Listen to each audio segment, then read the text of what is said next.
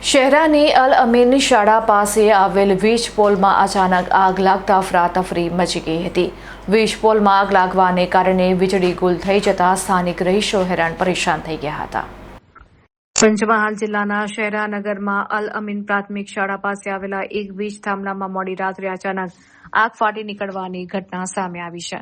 Short સર્કિટને કારણે લાગેલી આ આગને પગલે સમગ્ર વિસ્તારમાં અફરાતફરી મચી ગઈ હતી અને ગણતરીની મિનિટોમાં જ આસપાસના મોટાભાગના વિસ્તારોમાં વીજ પુરવઠો સંપૂર્ણપણે ગુલ થઈ ગયો હતો। સ્થાનિક રહીશો દ્વારા આ અંગેની તાત્કાલિક જાણ MGVCL કચેરી ખાતે કરવામાં આવી હતી।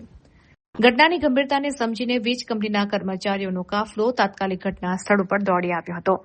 વીજ કર્મીઓએ ભારે જહેમત બાદ આગ ઉપર કાબુ મેળવ્યો હતો અને ત્યારબાદ યુદ્ધના ધોરણે સમારકામ શરૂ કરીને વીજ પુરવઠો પુનઃ કાર્યરત કર્યો હતો।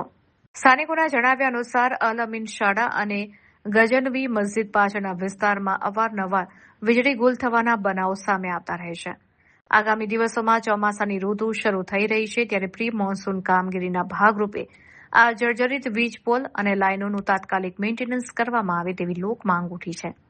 ચોમાસામાં અંધારપટમાં રહેવાનો વારો ન આવે તે માટે તંત્ર વહેલી તકે યોગ્ય કામગીરી કરે તેમ સ્થાનિક રહીશો ઈચ્છી રહ્યા છે।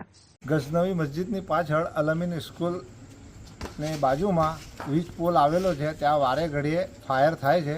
તો MGVCLથી અમારી ગુજારિશ છે કે એનું કાયમી માટે મેન્ટેનન્સ કરી આપે, તો એ અમારી MGVCLને રિક્વેસ્ટ છે। આગામી દિવસોમાં ચોમાસું આવી રહ્યું છે તો એની કાયમ માટે GBથી માંગ છે કે એનું સોલ્યુશન કાયમ માટે લાવી આપે। ઘાંચીવાડામાં મસ્જિદ પાછળ અલ અમીન સ્કૂલ આવેલી છે, એની બાજુમાં છે ને વીજ પુલ આવેલો છે।